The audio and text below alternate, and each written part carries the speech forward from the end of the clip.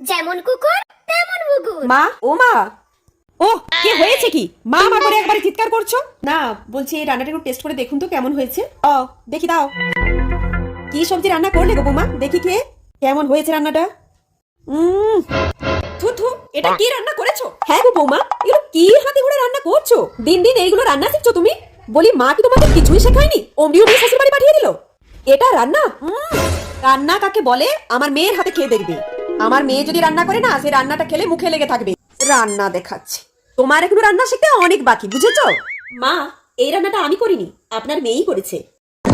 মা, আমি না হয় রান্না বান্না করতে পারিনি, আমার মা কিছু শেখায়নি আমাকে, কিন্তু আপনি আপনার মেয়েকে শেখান।